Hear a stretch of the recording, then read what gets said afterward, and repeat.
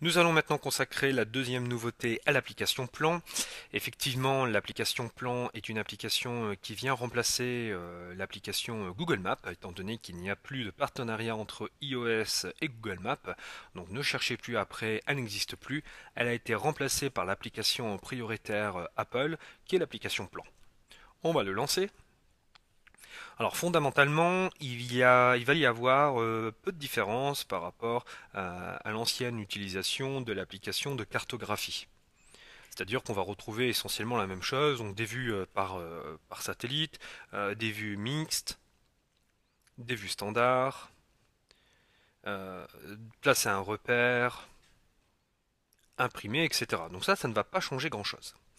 La chose qui va vraiment changer va être déjà au mode itinéraire. On a cette fois-ci la possibilité d'afficher un parcours, non plus en voiture et par les transports en commun, mais cette fois-ci par le mode piéton. Donc ça c'est un peu une nouveauté, donc je vais mettre par exemple la destination en question.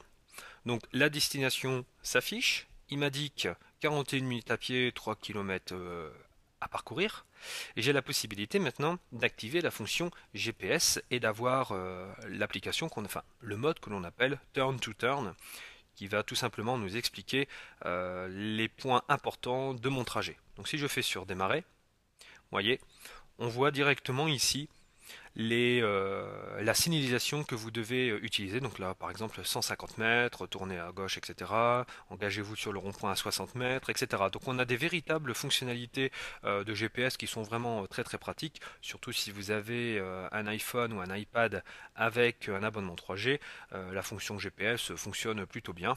Elle fonctionne même bien d'ailleurs. Vous avez même la possibilité de ne plus rester en 2D.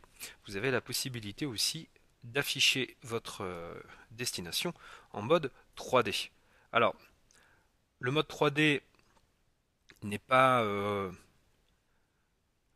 comment dire, nous permettra pas de visualiser tout notre trajet en 3D, mais il y a certaines villes qui ont été entièrement modélisées en 3D. Donc, je vais vous montrer une des villes qui a été faite. Donc, c'était Lyon. Il y en a d'autres, hein, bien entendu. Et lorsque vous allez zoomer sur Lyon en mode 3D, et ça c'est assez impressionnant, et ça serait vraiment bien que ça arrive pour toutes les grandes villes de France.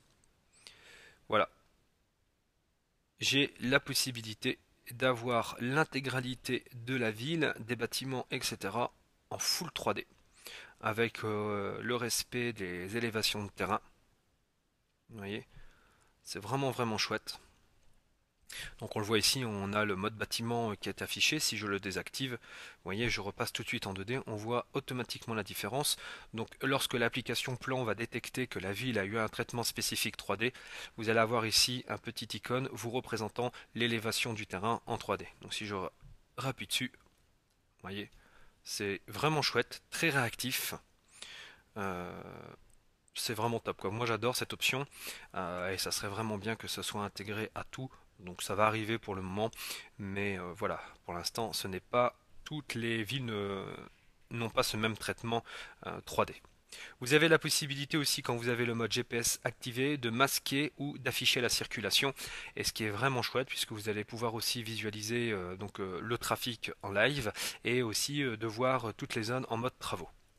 Autre option assez intéressante, lorsque vous prenez le mode voiture et que je fais mon lieu actuel, on va faire une ville plus proche, on va faire Lille, voilà. Il va tout de suite m'afficher l'itinéraire ici principal, l'itinéraire bis et l'itinéraire tierce. Donc ce qui est vraiment chouette, c'est que vous avez automatiquement des alternatives qui vous sont proposées. Donc si je prends l'itinéraire bis, il va tout de suite m'afficher l'itinéraire en question et j'ai la possibilité d'afficher ici la liste de toutes les étapes qui m'attendent sur mon trajet. Donc il me dit 10 minutes, 3 km 8, etc. On a aussi la possibilité de revenir à sa position initiale et j'ai la possibilité aussi d'envoyer mon lieu via plusieurs notifications.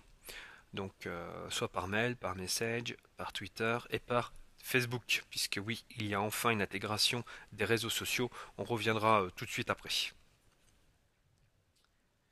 Donc voilà pour l'application Plan. Il n'y a pas eu d'autres grosses nouveautés. Les principales nouveautés, je vous rappelle, qui est la possibilité de faire une navigation en mode piéton, d'avoir des villes, certaines villes en 3D et même des fois des paysages entiers en 3D, par exemple des montagnes, etc., qui est assez impressionnant.